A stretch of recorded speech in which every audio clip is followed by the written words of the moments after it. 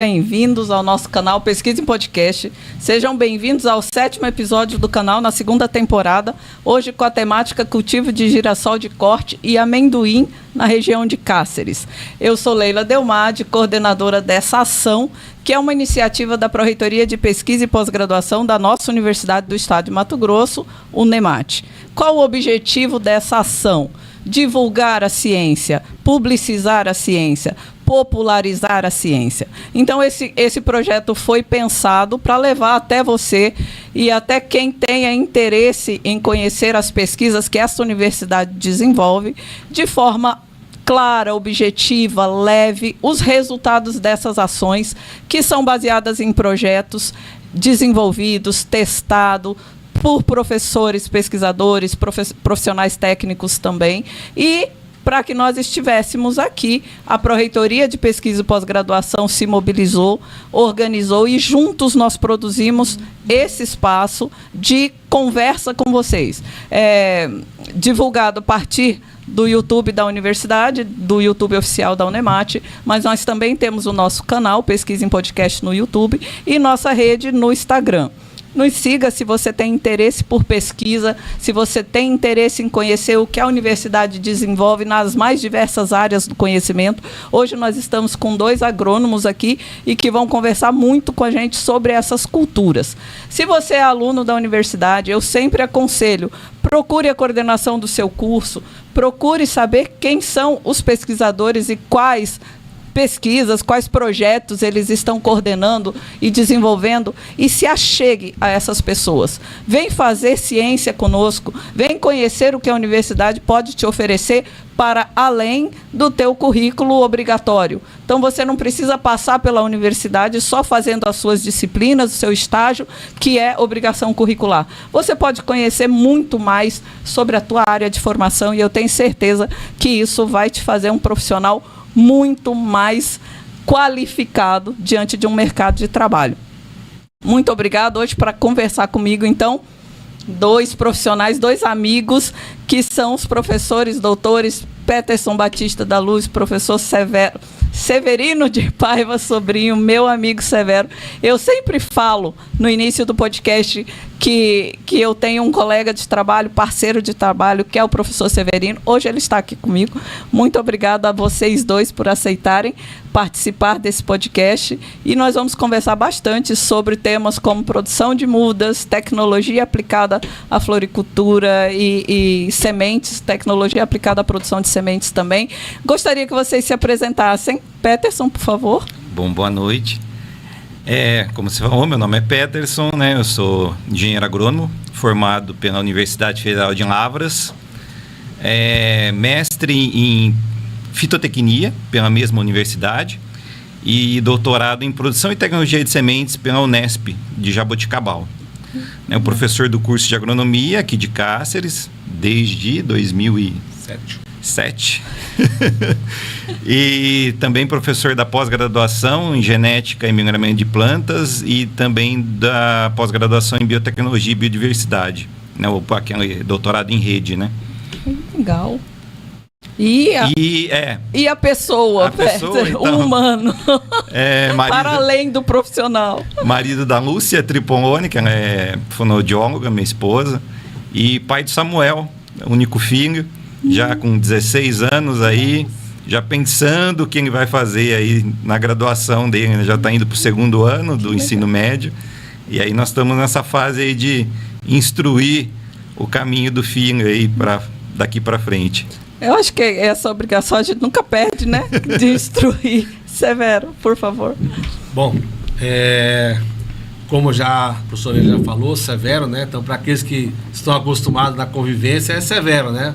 No vídeo estava aparecendo aí Severino, né?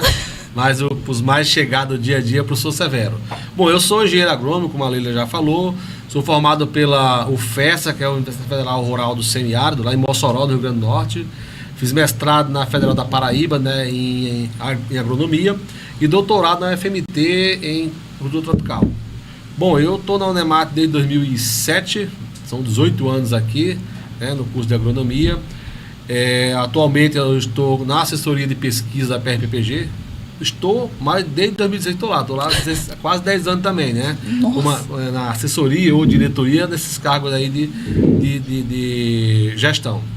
Bom, a gente trabalha um pouco com amendoim, feijão, mudas, a gente tem meio diverso trabalho lá na equipe.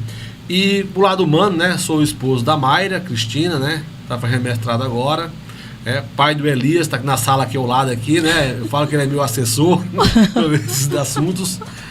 E estamos aqui hoje para a gente bater esse bate-papo legal sobre pesquisa, né? Que a gente possa trazer alguma informação adicional para a região aqui de Cáceres. Muito obrigado, meninos, né? Porque nós somos contemporâneos de concurso, acho que todos somos de 2006. 2006, isso.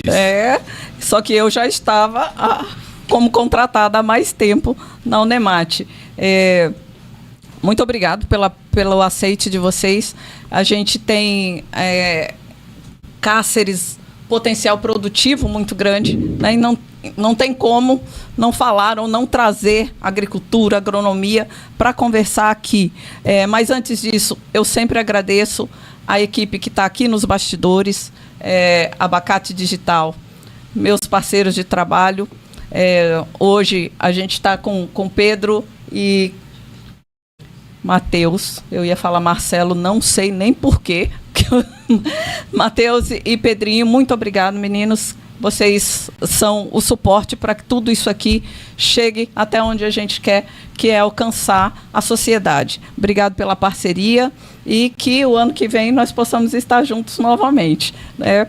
Voltando aqui conversar com vocês, com os meus colegas, a gente falou aqui nos bastidores antes sobre algumas questões que sempre são levadas em conta. Nós estamos no Mato Grosso, um estado maior produtor, vamos dizer assim, de grãos, e isso, serviço de muitos agrônomos, talvez até formados por nós, pela Unemate, né, pela UFMT, e plantios extensos, monocultivos, e nós temos, de um lado, o agro é pop, ele é top, ele é tudo, e nós temos, por outro lado, de repente, uma minimização do valor de um pequeno produtor, de uma agricultura mais familiar. Então, para tentar ou pensar no equilíbrio entre essas partes, que obviamente a gente não vai negar a necessidade econômica de produção em grande escala, né? O que movimenta o nosso país, mas a gente tem um conceito que não é novo, mas é um conceito que se fala agora de agricultura regenerativa. E eu gostaria de saber, assim, de forma rasa, porque não é o nosso objetivo nesse podcast, o que seria essa agricultura regenerativa e qual, digamos que a viabilidade disso para aplicação local. Vai ser. Bom, falar desse tema é bastante profundo, né? E também não sou um profundo conhecedor sobre esse assunto. O que a gente pode dizer, Leila, que quando a gente fala de agricultura, tem dois grandes campos aí, que é o agronegócio e o pequeno produtor. Cada um tem seu papel fundamental, obviamente, né? Não é que o fato de um existir, o outro não precisa existir. Pelo contrário, né? Os dois se complementam, obviamente, porque acaba buscando atender públicos diferenciados, né? E aí, nesse aspecto, né, a gente tem começado a fazer algumas avaliações desses usos, principalmente de bioinsumos, né? Com que objetivo? De você melhorar a produtividade dessas culturas que a gente tem trabalhado e, ao mesmo tempo, também, por outro lado, procurar minimizar o uso de agroquímicos, né? Para que dessa forma a gente tenha possibilidade de permitir, né, que essas áreas agrícolas, né, mesmo que seja em pequena escala, ela tenha maior possibilidade de regeneração, né, de reaproveitar melhor aquilo que o solo tem a disponibilidade das culturas. Então é nesse aspecto que a gente tem trabalhado, né, procurando resposta para essas questões. E essa parte de bioinsumos, assim, eu notei que aumentou muito depois da questão da guerra lá da Rússia, né, com Ucrânia, aquela crise que teve dos fertilizantes, né, que a gente depende muito dos fertilizantes que vêm de fora, e deu uma aumentada demanda de bioinsumos, né, até para tentar de alguma forma substituir um pouco esses adubos esses fertilizantes químicos, né? E a gente está nesse viés aí, tentando melhorar essa questão de dosagem, ver o que esses bioinsumos eles melhoram a questão da microbiota do solo, né? Então a gente está mais nessa faixa aí de tentar descobrir se tem alguma efetividade nas culturas que a gente está trabalhando aqui na universidade, né? Nossa, com certeza, legal. né? É muito para além disso quando se fala desse conceito de cultura regenerativa, mas a gente está, digamos, nos primeiros passos, né? Estamos engateando nesse sentido ainda com os nossos trabalhos. Que legal, não sabia que havia esse impacto, né, por conta da diminuição da importação do fertilizante, que causou um estímulo aqui para se pensar novas alternativas. Tem que tentar minimizar danos, né? Tentar descobrir se tem outra saída, né? Perfeito aí, achei bom essa parte. Vamos conversar então sobre a produtividade de cultivares de amendoim em diferentes densidades de plantio. É um projeto que Severo coordena, né? E eu soube que já deu até uma colheita aí já, né? A gente está desde 2017, 2018, vem testando algumas cultivares de amendoim, porque não existe cultivar de amendoim destinada ou que foram criadas para atender uma demanda mato-grossense, né? Então, o estado é um estado altamente produtivo em termos de grãos, mas quando você olha para o volume de amendoim produzido, ele é insignificante diante do que se produz soja, produz de milho e daí por diante. Então, a gente tem cultivares de amendoim voltadas para o estado de São Paulo e a Embrapa desenvolveu alguns materiais voltados para o Nordeste. Então, a gente trouxe há um tempo atrás 3 cultivares, né, que são cultivares indicados para o Nordeste, onde o regime pluviométrico é menor, né, são mais tolerantes a algumas doenças, e a gente tem trabalhado com um material que é nativo não, que é cultivado aqui na região, já é um material meio crioulo, né, e essas cultivares que a gente trouxe são precoces, 90 a 100 dias, 110 dias colhendo isso, então para a região aqui que o período de chuva é muito concentrado, o maior volume, é interessante isso, e tem se mostrado mais produtivo do que o material aqui existente na região. Então, aí, no mínimo, ganhando 400, 450 quilos por hectare a mais, o que dá uma resposta bastante interessante. Então, a ideia é trazer materiais novos. Nós vamos agora introduzir mais uma cultivar agora, aqui na região, a gente testa também. Eu não vou lembrar o nome dela agora. A gente está hoje com a Tatuí, a BRS1, a BR1, BRS 151L7 e a BRS Havana. Essas BR aí tudo são da Embrapa voltado para a região do Nordeste. Então tem mais um material que está trazendo para cá. Todos são materiais voltados para o uso desse amendoim, né? Para ou consumo in natura ou para ser utilizado em confeiterias, né, confecção de bolos, daí por diante, doces, né? Então a ideia é essa. E a gente tem deixado à disposição do laboratório para os alunos um pouco de amendoim, né? E eles acabam diferenciando, olha, esse é mais saboroso, aquele é menos saboroso. Então degustam lá, né? Estão degustando. A gente deixa lá 2, 3, 4 quilos de amendoim em cima da bancada lá, eles vão degustando isso ao longo do tempo, né? Isso sem passar pelo forno, né? A gente lá, como vão comendo. In natura. In natura mesmo. É igual a praga no armazenamento, come in natura, né? Então a gente tem esses materiais. Alguns alunos já andaram levando, meu avô, meu tio, né? Gostou, queria um pouquinho, tem como levar semente? Tem, a gente doa essa semente de levarem aí para a produção. Então a gente tem trabalhado e a gente espera que em breve a gente consiga soltar uma cartilha aí com essas informações já para a região aqui. Que legal. Em condição controlada, então vocês já têm algumas cultivares que se adaptou à nossa... eu diria que assim, a escala de plantio é a escala de experimentos, né? Mas isso, o controle, as condições são as mesmas que o pequeno produtor aqui na região utiliza para produzir o amendoim dele. Apesar que é muito pouco amendoim em Cáceres. A nível de IBGE, Conab, ele nem aparece como dado a região de Cáceres. O Mato Grosso tem um pouco de produção, né? Então a gente não tem esse cultivo em escala, digamos, maior. Então tem produção de amendoim? Tem, mas o cara produz muito para o consumo próprio. Aqui teve o seu experimento que foi feito no produtor, né? Ainda teve um experimento que já foi feito no começo desse ano. A gente usou uma área próxima ali onde era da Empaé, de um produtor que produz hortaliças, né? Pimentão, tomate. A gente usou um espaço da área para plantar amendoim e foi uma produção bem considerável. Que legal, que legal. Vocês não tiveram problema com fitossanitário? Problema fitossanitário, não? Tanto no período de plantio, quanto depois no armazenamento? Nesses anos todos de produção de campo, tivemos acho que um problema, um foi dois com algum ataque de lagarta. Mas assim, até porque estava na área da Empaé antigamente, e lá tinha outras culturas também, de repente, até por pressão. Às vezes, período de irrigação, só sobrava o nosso de verde, né? Então havia uma pressão sobre a área. Mas em condições normais, a gente não tem tido problema nem de doenças, nem de praga no plantio. O armazenamento nosso é feito em ambiente refrigerado, geladeiras, né? Então a gente acaba não tendo problema com praga. Toma-se o cuidado na hora de colher esse material, 4 ou 5 dias no campo, pelo menos, para que seque de fato. Perder a umidade, né? Por questão de toxina, né? E a gente depois faz teor de água, né? Tá dando aí 7% de umidade. Então, abaixo de 10% é bastante tranquilo isso. Ah, que bom, porque o amendoim é bem palatável para alguns fungos aí. Né? Nossa, ficou armazenado, vai lá, tá cheio. Mas que bom, fico feliz. E aí a ideia seria depois ter uma cartilha para que... A gente indicar... A gente testou um pouco de adubação, resposta de espaçamento, né? E diante de tudo isso, acho que mais 1 ano, 2 anos de trabalho em amendoim, a gente consegue ter dados para fechar uma espécie de cartilha com essas 4 cultivares, né?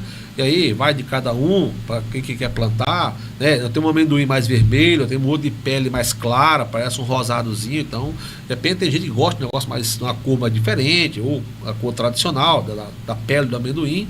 Obviamente que aí não ter essa cartilha com essas cultivares aí, com essas indicações de época de semeadura, né? Tudo mais, o pessoal da região que quiser plantar. Que bom, parabéns pelo trabalho e para a galerinha que trabalha contigo, né? Lá, sozinho ninguém faz nada. No encerramento a gente vai fazer um agradecimento. A gente tem muita gente aí que se não fosse eles, a gente não estaria aqui. Se não fosse os nossos alunos, não saía nada, não. Não dava certo, né? Nessa linha, vamos falar então, Peterson, da floricultura, girassol de corte, né? Na nossa área, na nossa região. Muito interessante isso. Então, não é o primeiro projeto seu com girassol. Não é. Já teve outros. Na verdade, eu comecei... É difícil porque, por exemplo, quando eu cheguei aqui, nem a floricultura estava na grade da agronomia, né? Então demorou, apesar de eu sempre ter trabalhado desde a graduação com floricultura, aqui no Mato Grosso eu fiquei um tempo praticamente afastado, né? Porque não tinha interesse, né? Você mandava projeto, você não conseguia aprovar, porque não é uma cultura de importância para o Estado, né? De uns 10 anos para cá que começou a falar de floricultura no estado do Mato Grosso. Então não existia área de cultivo, nada, né? Hoje já tem, né? Já tem produtores. Só trazendo de fora, então. Só trazendo. Então, e aí uma das ideias, né, que eu falei, então nós vamos trabalhar com floricultura, mas o estado tem uma demanda. Daí eu fui ver mais ou menos o que acontece no nosso estado. Tem 2 brooks de floricultura ali distribuidores grandes ali em Cuiabá, que eles trazem de Olambra, na verdade, né? E aí eu tentei meio que, vamos ver o que esse pessoal traz, né? Qual que é a comercialização? Aí eles são muito fechados, mas eu consegui Então hoje vende-se por semana em Cuiabá, chega em torno de 200 mil hastes de flores variadas por semana. Isso chega em Cuiabá e aí distribui para o estado. Então, quer dizer, demanda tem. Lógico. E acho que em 2021, né, eu já tinha feito alguns projetos isolados. 2021 eu conheci um pessoal de Santa Maria, da Universidade Federal de Santa Maria, e eles têm um projeto muito interessante lá, que é o projeto Flores para Todos, aonde eles desenvolvem pesquisa para o pequeno produtor, né, on-farm mesmo, na propriedade dos produtores. E lá deu muito certo, né? Assim, hoje os projetos nossos envolvem em torno de 25 universidades do país, de norte a sul. Então, toda vez que a gente que eles lançam um projeto, a gente se engaja, e aí a gente tem dados de norte a sul. Realmente, hoje, acho que o projeto que a gente está hoje, que é o de girassol regenerativa, acho que estamos em 25 ou 27 instituições de pesquisa. E aí, aqui no Mato Grosso, a gente começou, né, começamos com o girassol, deu muito certo, produziu muito bem. A gente fez um primeiro teste com 12 cultivares de girassol, de uma empresa italiana, a Mansuino. Então a gente fez um ensaio mesmo de competição de cultivares aqui no estado, né? Foi no Brasil todo, né? E aqui no Mato Grosso, em Cáceres. Deu super certo, produziram muito bem. A qualidade nossa, eu posso falar que é igual a de Olambra. Nós não perdemos nada em termos de qualidade de produto. E aqui nós conseguimos realmente fazer um ensaio em produtores de 4 marcos. 5 produtores de 4 marcos. A gente foi para lá, ensinou elas a semearem, ensinou elas a plantarem, elas venderam toda a produção. Mas é difícil aqui, né? Não é acho que a agricultura, principalmente a floricultura, não é tradicional, então não tem muito interesse ainda, apesar de ter potencial. A gente consegue produzir super bem. Acabamos um experimento agora. Foi o segundo experimento de agricultura regenerativa, testando bioinsumos. A gente terminou um ensaio agora e produziu super bem, qualidade ótima. E a gente distribui, né? A gente distribui girassol aí, enfeitamos muita igreja, porque produz muito, né? Então a gente avalia uma parte e a outra parte fica, né? A gente fica com dó de jogar fora, então a gente faz uma distribuição aí para o pessoal que quer, vem buscar no laboratório. E assim, a produção é ótima. Não tem nenhum problema fitossanitário, não tem praga, não tem doença. É uma cultura super rústica, a céu aberto, né? Quem conhece o nosso clima sabe que é muito quente, né? E isso é interessante, esse calor e esse sol que nós temos no Mato Grosso, porque quando a gente compara com outros estados, o nosso ciclo normalmente é mais curto, produz mais rápido, por causa das condições climáticas, que para o girassol aqui é excelente, né? É um sol para cada habitante. A gente fala que o girassol vai super bem. Então, uma questão interessante do girassol, que nesse estudo também está implicado aí o tempo que ele resiste de pós-colheita, né? Então, você pode ficar 4, porque aí isso o cliente é interessante, ele pode comprar para o espaço dele lá e ornamentar segunda-feira de manhã e ficar até sexta-feira com o espaço dele lá ornamentado, para receber cliente e tudo mais, com um único investimento. Então, lá também tem esse estudo aí. De pós-colheita, normalmente está aí entre 10 a 15 dias a durabilidade depois de cortado, né? Sim. Lógico que a gente tem um ponto certo de colheita, que nós seguimos isso certinho. E todo o trabalho nosso gera um e-book, né, que o pessoal da Fenoglade divulga, né? Então já tem o e-book de girassol, dos ensaios nacionais, que trazem os resultados que foram obtidos. A gente lançou um livro um tempo atrás, de girassol mesmo. A gente chama até da Bíblia do girassol. Então, juntou a experiência de todo mundo, né, do projeto, do Brasil todo, e a gente chegou a escrever um livro, né? Lançamos esse livro, divulgamos aqui dentro da Unemate, e no site da Fenoglade tem para comprar, quem quiser. Então gera muita informação, né, de locais distintos do Brasil. Que legal. E eu lendo aqui sobre o projeto Flores para Todos, são 25 locais, eles estão plantando em 13 estados brasileiros, pelo que consta aqui. Sim. E aí, essa rede, na verdade, de plantio, é por adesão.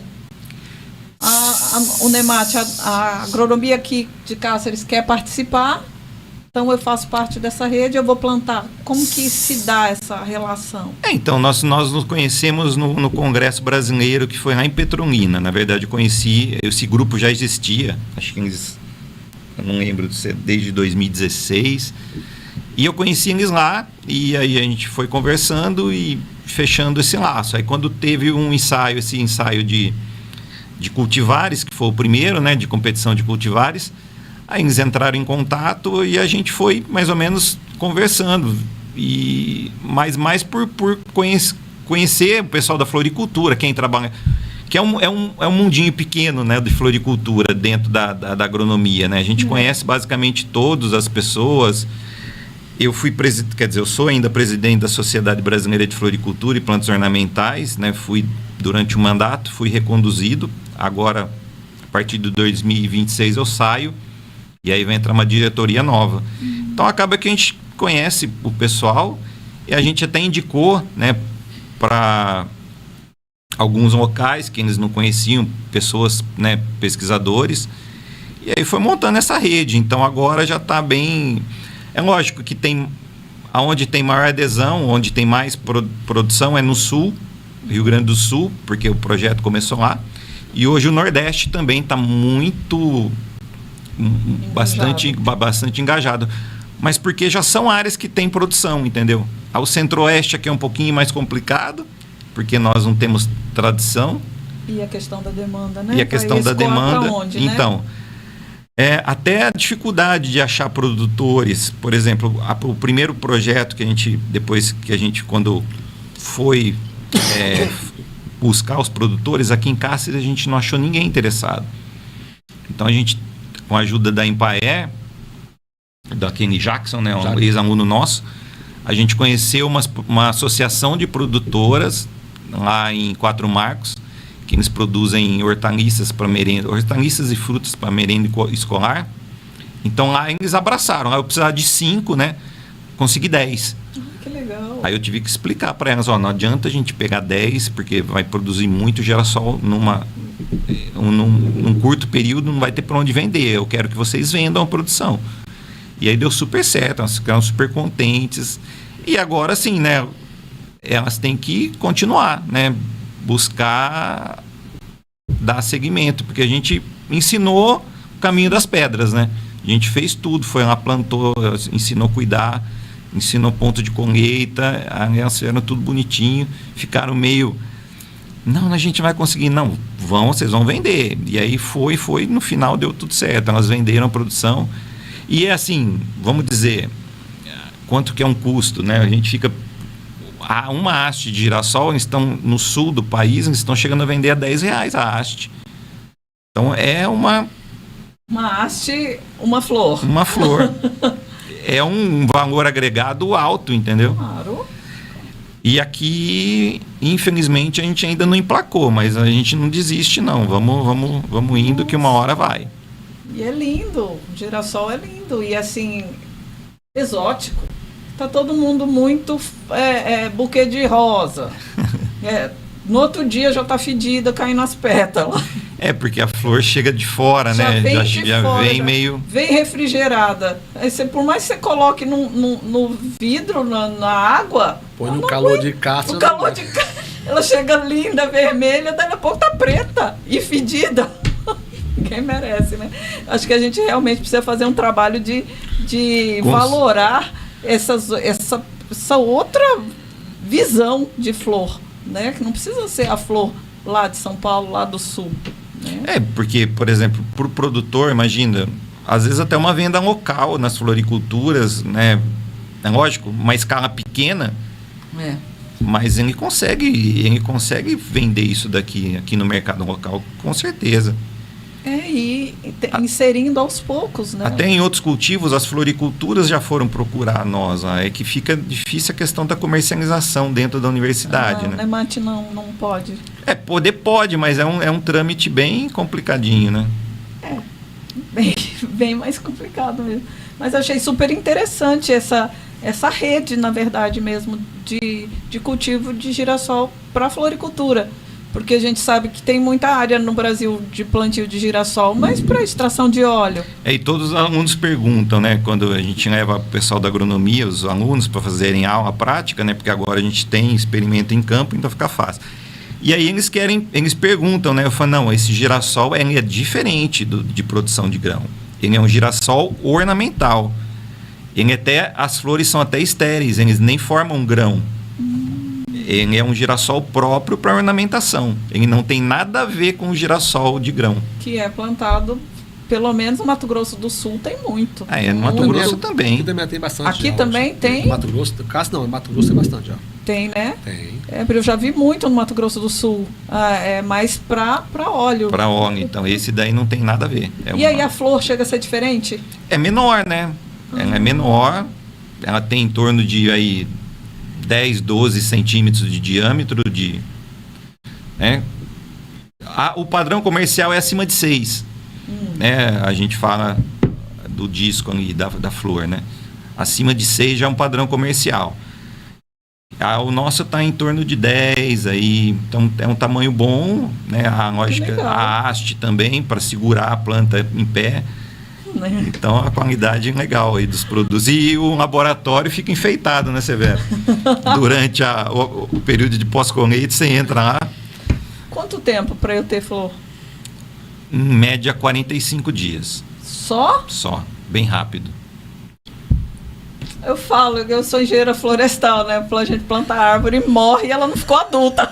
Mas vocês... Em termos de 45 dias aqui, a gente já tem o girassol florescendo já. Que legal! Gente, que show! Que show! Amendoim também, né, Severo? É rápido? As cultivares nossas aqui, tá, no máximo 110 dias. Plantio e colheita? Plantio e colheita. Em 110 100, dias. 110 dias você pode colher tranquilamente. De 90 a 110 dias, depende muito de... Já tive casos, eu sofri, vou plantar aqui e entrar na frente fria, não germina em baixa temperatura, levar 15 dias para germinar. O normal é 7. Por quê? Porque entrou na frente fria na hora que você plantou. Caiu a temperatura abaixo de 20 graus, ele não germina. Inibe, né? O último ensaio foi isso daí. Ele plantou, também. entrou, começou a entrar frente fria. Esse ano esfriou bastante, esse ano. Então, se Que é raro em Cáceres, né?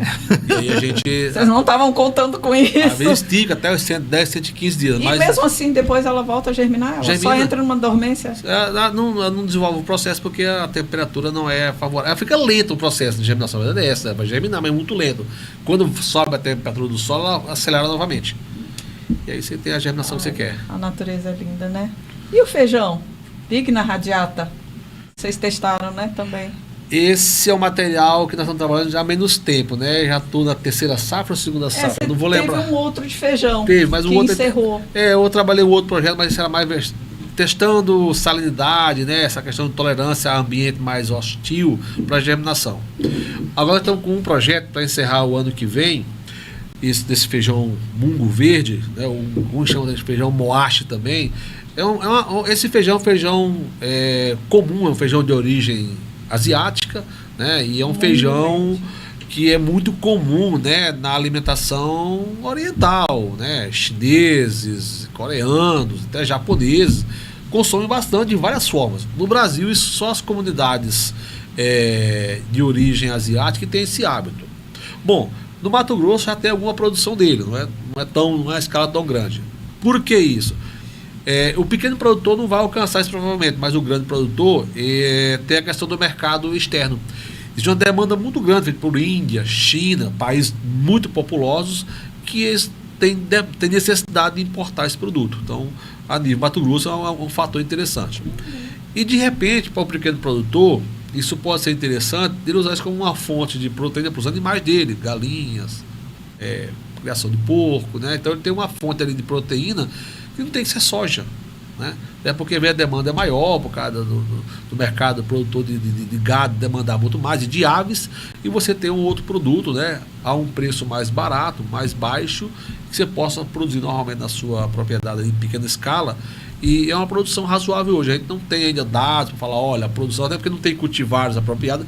Estamos tentando buscar duas agora, né, Pé? Duas cultivares de trazer de Minas para cá.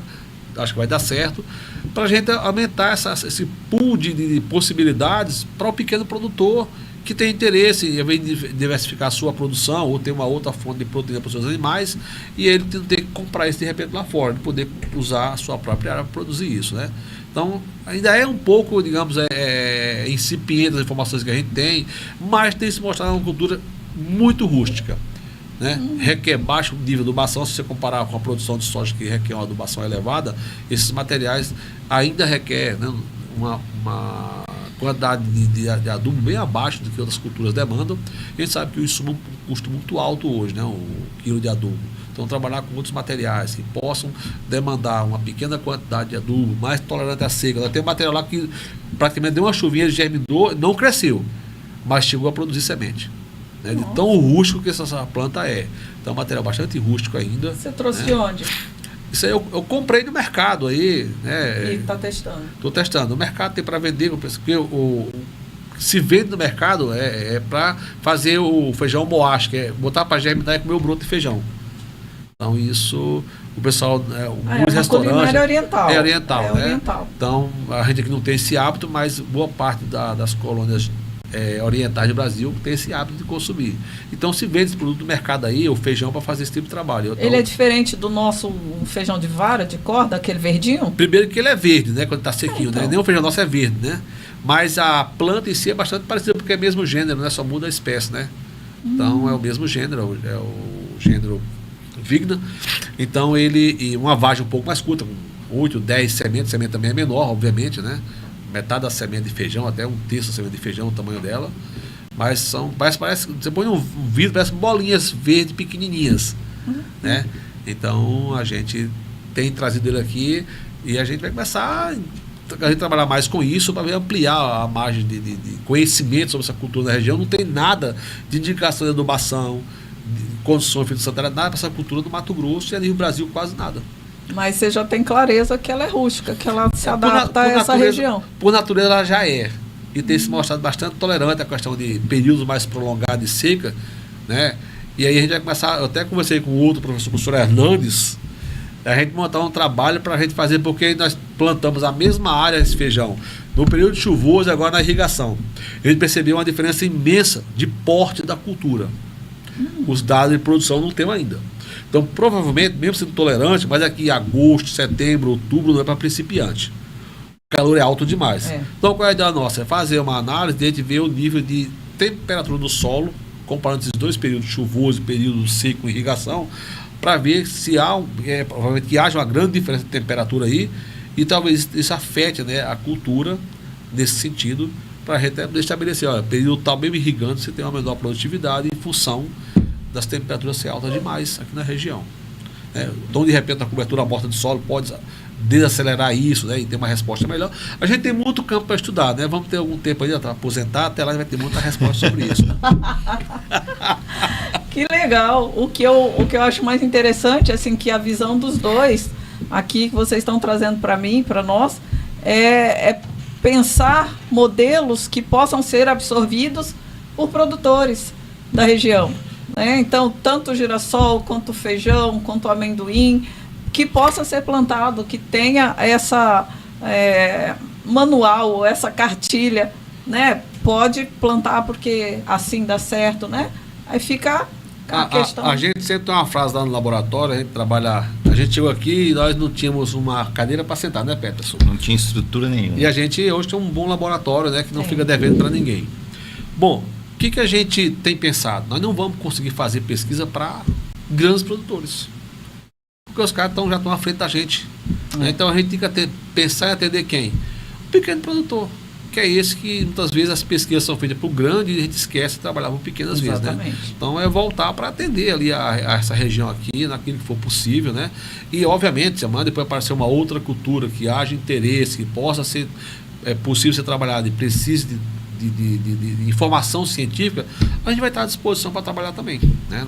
Para nós, eu não tenho problema em mudar de cultura, se precisar. Né? A gente tem aqui a esperança de trazer grão de bico para cá, para plantar. A gente está tentando entrar com grão de bico agora também, mas está difícil conseguir arrumar o material. Né, dar o pontapé inicial. Não, porque assim, a gente não pode no mercado... Dá para comprar? Então, mas aí a gente não sabe o que cultivar se já tem alguma doença que pode estar vindo pela semente. Então, para evitar esses problemas, né, e depois não ter como... A Embrapa não tem? Tem, mas as coisas não é simples assim como a gente acha que às vezes né? Acho que... instituição para instituição. Mas nós vamos conseguir isso, né, ao longo do tempo. E a gente vai. O grão de bico é para alimentação, né? Alimentação, né? E essa vibe vegana que a gente está vivendo hoje, né? Tudo isso é interessante, né? Pulses, então, né? Pulses está fácil. Os pulses, né? Apesar que quando a gente fala de pulse, quando eu comecei, achei que, por exemplo, soja era pulse. E não é pulse. Porque tem muito óleo. Tem lá uma questão de proteína lá, ele tem que ser comercializado de forma seca, então o amendoim não tem como pulse também não. Porque tem óleo. Tem óleo, tem um alto nível de óleo. Ah, bom. Então tem lá uma definição para essas leguminosas chamadas de pulse, né? Mas o feijão carioca, né? O feijão fradinho, né? O feijão mungo verde, esses tem o mungo preto também, viu? Que é o Vigna, não vou lembrar agora a espécie agora, Vigna não sei o que lá, não lembro agora, mas é de semente preta. Nossa. Então no Paraná alguns produtores pequenos tem, que são alguns de origem asiática, né, orientais, então eles trabalham com esse outro feijão também. Eu já tentei arrumar, por enquanto não consegui para comprar, né, mas eu vou trazer para ter isso aqui no banco, plantar ali, para os nossos alunos conhecerem, porque nossos alunos daqui a pouco circulam no país, de repente cai numa região que tem uma outra cultura, que vai falar, vai ser eu conheço, né, não sou um grande conhecedor, mas já conheço um pouco sobre isso. Vocês têm um banco de sementes ali no laboratório? Ou não tem? Temos, assim, bem... por exemplo, os Rústico ainda? Não, que nem os amendoins, a gente já tem uma quantidade guardada, né? Eu trabalhei muito tempo com maracujá, então, querendo ou não, eu tenho algumas cultivares lá, nativas, também umas 12 guardadas. Não é um banco de germoplasma aqui, mas a gente consegue guardar algumas coisas que a gente tem interesse em trabalhar, entendeu? Sim, para posteridade também. Eu devo estar lá hoje por baixo uns 30 quilos de amendoim ou mais. Essas cultivares aí. Cada safra que o aluno planta para mim faz uma tirada, faz 25 quilos, 20 quilos, aí uma parte eu dou, né, para a molecada lá, para quem está trabalhando, e guarda 10, 12 quilos. Cuidado com doença. Tá? Todos são refrigerados. Todos refrigerados, fica tudo guardadinho. 7 graus, 8 graus de temperatura. Aí tá tranquilo. Agora, se deixar em temperatura ambiente, já era, tá? Já era. Ornitogalum. Que é isso, né? Diferente, né? Quando eu li, falei, é um pássaro. Não é um avião. É uma planta. Então, mais uma vez, né, junto com o pessoal do Flores para Todos, né, que eles, na verdade, eles têm lá girassol. Começou com palma de Santa Rita, o gladiolo, né, depois veio o girassol, veio a estátice, aí veio o ornitogalo, agora eles estão com a dália também. E aí, o ano que vem, a ideia nossa é começar com estátice aqui também, né, mais uma cultura diferente para a nossa região. E agora é o ornitogalo, né, já estamos aí no quarto experimento. Também agora o experimento de mestrado de uma aluna que está em campo, também com bioinsumos, testando diferentes bioinsumos, diferentes dosagens e frequência de aplicação. É bonito? É lindo. E aí, pessoal, mas qual é o nome comum, né? É esse mesmo. É esse mesmo. Assim, se você for ver na literatura, eles chamam de estrela de Belém também, mas ninguém conhece, como todo mundo conhece como ornitogalo. É um cultivo, é uma cultura nova a nível Brasil, assim.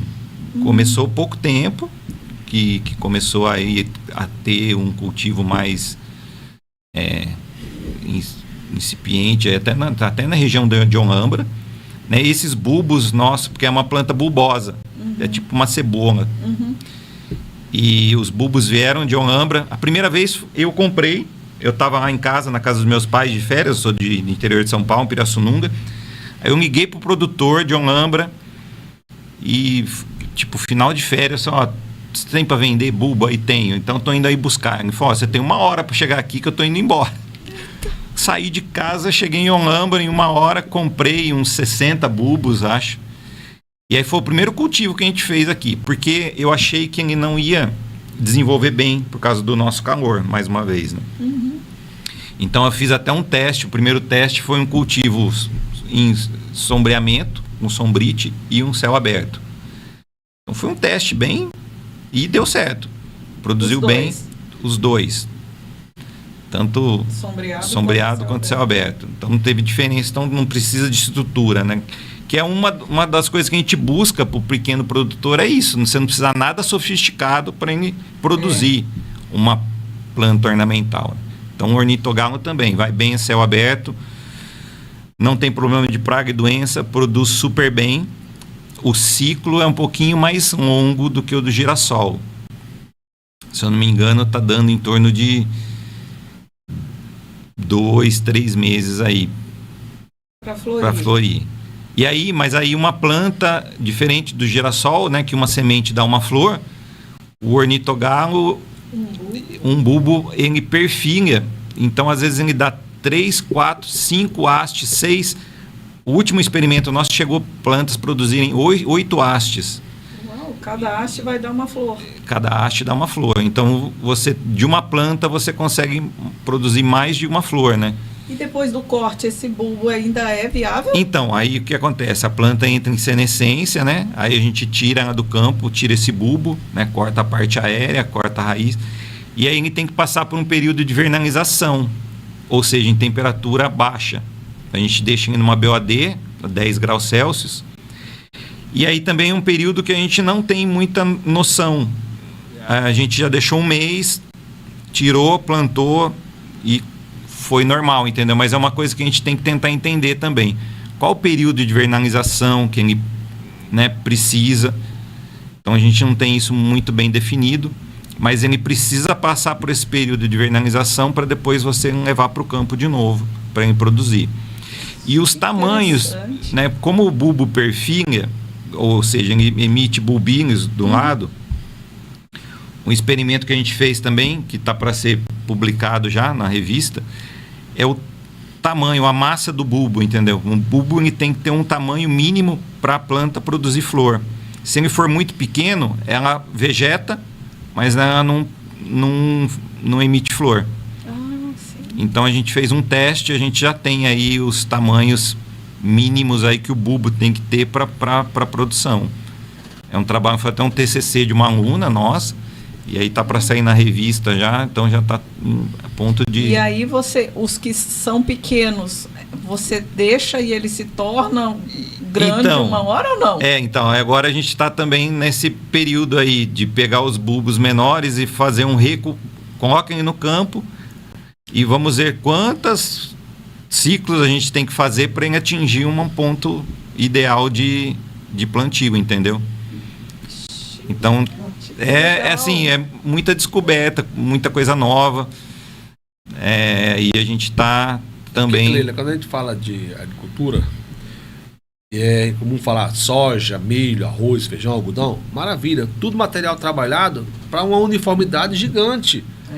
Esses materiais estão em fase iniciais, não são variedades que são totalmente homogêneas, então tem muita variedade genética, então vai ter respostas muito diferentes, né? Mas o que é interessante, assim, é que lá no sul, principalmente, já tem produtor que saiu desse projeto Flores para Todos, já montou sua empresa, já vive da floricultura, entendeu? A gente está tentando, né, devagarzinho, porque no Mato Grosso tem produção de flor tropical, acho que você já ouviu falar, né? As helicônias, bastão do imperador, já tem bastante, tem produtor em Sinop, tem produtor em Tangará, tem produtor ali na região de Cuiabá, Rosário Oeste, a Corizal, e é assim, mas é lógico, se produz super bem, são flores rústicas, né? O próprio nome tropical, então são adaptadas às nossas condições, muitas são nativas. Sim. A gente já também trabalhou com algumas aqui em Cáceres, mas a gente tem que buscar coisa nova, né? Não é só a floricultura tropical, então tem que buscar alternativas, né? Outras. Então, se alguém tiver interesse em começar na floricultura, a gente já tem informação no Mato Grosso e de sobra, né? Para indicar o que quem vai produzir, né? Agora, lógico, tudo a gente fala, produção. Produção às vezes é fácil, né? O difícil é a comercialização. Então, às vezes eu dou dados para os alunos, né? Que os alunos, agronomia, eles não consideram muito floricultura, né? Eles, quando você fala floricultura, eles fazem careta, porque eles querem soja, milho, quer algodão, quer boi. Você fala floricultura, os caras já...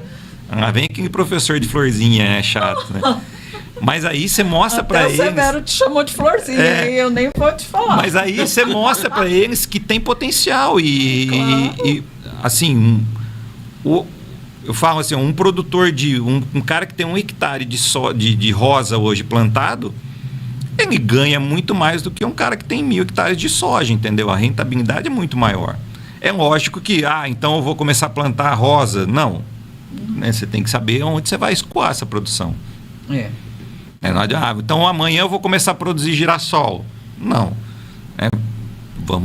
Tem que fazer um estudo de mercado, né? Eu vou produzir para quem? Eu vou vender isso para quem? Tem que pensar tudo isso também, né? Mas tem potencial? Tem. Tem lucratividade? Tem. Claro. Agora tem que ter pessoas interessadas em cultivar. A gente não consegue fazer tudo também, né? Não, e até se pensar nas flores tropicais, por muito tempo elas também não eram a crista da onda, né? Sim. Então foi um processo para fazer a inserção disso no mercado. Uhum. E hoje a gente vê essa questão que o Severo falou de durabilidade, né? Depois do arranjo montado, ele fica lindo por semana. Diferente de um arranjo, né, de Sim, flores que vem. E é o que você falou, né? É diferente você ter uma flor que é produzida aqui em Cáceres e está sendo vendida aqui, do que uma planta que sai lá de Olambra, viaja 2.000 quilômetros batendo nessas estradas, nossa, linda, maravilhosa. Chega aqui, eu conheço flor, trabalhei já em São Paulo, chega com a qualidade ruim. É nítido isso. É nítido. Então a durabilidade dela vai ser. Você põe na sua casa, é o que você falou, 2, 3 dias já acabou a flor, entendeu? Exatamente. E isso aí isso deve ser levado em consideração quando pensa nessa análise de mercado. As próprias floriculturas precisam entender que a gente tem potencial para algo mais durável, digamos assim, né? E mais barato, né? E mais barato. Que o frete que... Eu falo assim, às vezes eu vou muito para São Paulo, né? Outro dia eu vi a orquídea, né? Um vaso de orquídea em São Paulo, aqui 3 vezes mais caro, né? E... Sim. É duro. A orquídea é complicado. Então ele está bem. Esse ornitogalon já está, em termos de teste, ele já é adaptado a uma região mais quente. Sim, então. Sim, ele produz bem também. Por exemplo, acho que os dados, a gente não fez ainda uma comparação dos dados com os outros estados, mas com certeza aqui está produzindo super bem, a qualidade também ótima, boa. Você já levou para produtor ou ainda está só na Não, área então ainda a gente não conseguiu ainda essa inserção, entendeu? Até porque o material propagativo é um pouquinho mais caro, né? Mas a ideia é levar para algum produtor. Eu estou tentando ver aí com algum produtor aqui de Cáceres ainda se a gente consegue colocar aqui. Porque quando eu fiz em 4 marcos, ficou complicado a questão do deslocamento, que nem fui com o meu carro, botei os alunos no meu carro, não é o correto, né? Mas tem que fazer. Então, se não perde o experimento. Se não perde o experimento. Então, se a gente conseguisse algum produtor aqui, né? Daí ficaria mais fácil, né? A dar essa assessoria aí. Legal. Tomara que vocês consigam. Vamos falar rapidinho, nosso tempo está indo, né, gente? Avaliação nutricional da Rosa do Deserto, a Adenium Obeso, um projeto que você já trabalhou também. Pela demanda, né? Uma coisa que eu fiquei bem curioso, né, que quando a gente foi levantar também a questão da produção de rosa do deserto no estado, tem 925 registros de viveiros que podem tanto produzir como comercializar. Então, quer dizer, e foi uma febre rosa do deserto, né? Também a gente lançou um livro junto com o pessoal da UFMG, um livro saiu online de rosa do deserto, sobre cultivo, porque também todo mundo virou uma febre, todo mundo produzia, todo mundo vendia, mas ninguém sabia muito informação de cultivo, né? Então a gente resolveu fazer algo voltado mais para adubação. Também deu certo, os resultados aí estão saindo agora, também a gente já vai publicar um artigo sobre isso. E a gente quer avançar, né? A gente está conversando com um aluno aí da graduação, da gente dar alguns cursos de enxertia. Tem uma produtora aqui, uma mãe de uma aluna nossa da agronomia, ela defendeu, você participou do TCC, né? Estava na banca. Essa estava na banca, então ela produz bastante, a produção dela é legal, já fui lá, já tive oportunidade de visitar. Mas é assim, é um conhecimento ainda muito empírico, né? As pessoas vão por si só pesquisando, descobrindo algumas coisas. Mas a gente precisa tornar isso mais profissional, né? Então a questão da adubação mesmo, ninguém sabe muito bem. Compra o substrato, adubo lá e vai por óleo, né? A gente não consegue saber muito bem as dosagens. Então a gente já está trabalhando com uma solução nutritiva de Rogler. Então a gente já testou mais as dosagens de nitrogênio, fósforo. Aí a gente precisa continuar, potássio, testar as outras coisas para a gente chegar numa recomendação mais ou menos, né, do que seria o ideal para a cultura, né? Sim. Porque é muito difundida, tem um valor bom, né? Já deu uma diminuída, né, a febre, né? Mas ainda tem bastante potencial, né? O nosso estado é quente, elas se desenvolvem bem. Eu tenho muito, né? Acho que eu tenho uns 30 vasos lá em casa. Você pegou a branca, né? Bonito. Tinha lá, a Letícia separou 3 para nós, e aí eu quero a branca. Logo a que eu não tenho. Enfim. Mas a ideia de trabalhar com a enxertia é justamente essa. Essa daí. É você fazer com que uma planta possa ter mais de uma cor. Então agora a gente tem umas matrizes no laboratório, lá no viveiro, e a gente, junto com o aluno de graduação, a gente quer montar algumas oficinas de enxertia. É lógico, abrir para o público geral, né? 10, 15 pessoas, e começar a fazer esse curso ano que vem, de ensinar as práticas de enxertia, para o pessoal, além de o pessoal conhecer a universidade, né? Lógico. E a gente também ensinar as pessoas possibilidades, né, que tem a fazer aí. Então, uma ideia nossa aí com as matrizes que sobrou lá, a gente começar a fazer essa parte desses cursos de enxertia aí para o pessoal. Eu tenho uma que embaixo, ela solta um broto quase preto. Aí depois, quando ela abre, ela vai ficando vinho, né? E em cima é rosinha, porque ela foi enxertada. E aí mantém os dois. Ela brota tanto perto do bulbo da base da batata, quanto em cima. E é caro, né? Outro dia eu fui comprar um vaso que tinha 5 cores, né? Eu vi o preço e falei, não, deixa aí, eu em casa eu vou fazer. Eu mesmo faço. Não dá certo não. Não sabia que tinha. Essa é a grande, né? 5 cores. Demais. Eu falei, não, é melhor eu fazer em casa, que sai mais barato. Severo, você está à frente de um projeto de extensão já há muitos anos, que é o Cidade Verde, Cidade Viva, que é produção de mudas, tanto de frutíferas quanto de plantas da região, para distribuição, né? Leila, a gente via a necessidade. Cássio não oferece um viveiro municipal, né, um horto municipal. Então, as pessoas que querem colocar uma árvore no seu quintal ou na frente da sua casa, ele tem que comprar, praticamente, né? Mesmo sendo barato, mas para alguns é um custo a mais. Então, diante disso, da necessidade que a gente tem de fazer extensão, é obrigação nossa e tudo mais, e a gente olhando qual é as nossas possibilidades, nós criamos esse projeto chamado Cidade Verde, Cidade Viva, com o intuito de toda semana do meio ambiente, que é aí por volta do dia 5 de junho, né, que é o dia, né, naquela semana que engloba o dia 5 de junho, que também é meu aniversário, obviamente, né? Já aproveito para fazer 2 festas.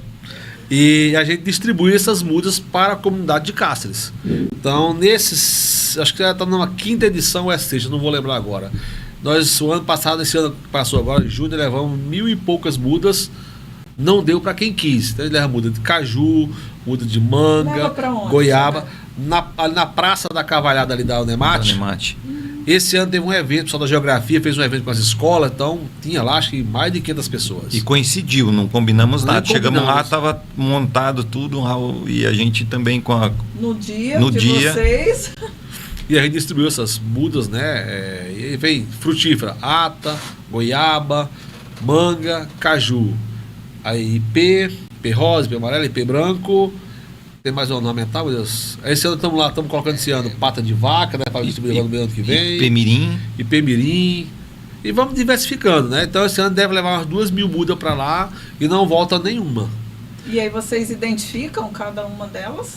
Para a pessoa saber? Sim, lá sim. Na hora que ele pega para levar, a gente normalmente distribui uma muda por pessoa, porque senão tem que levar 10 para plantar um quintal, né? Fazer o sítio dele. E aí a gente fala, não, a gente consegue, assim, não, eu posso levar uma de cada uma, tá bom.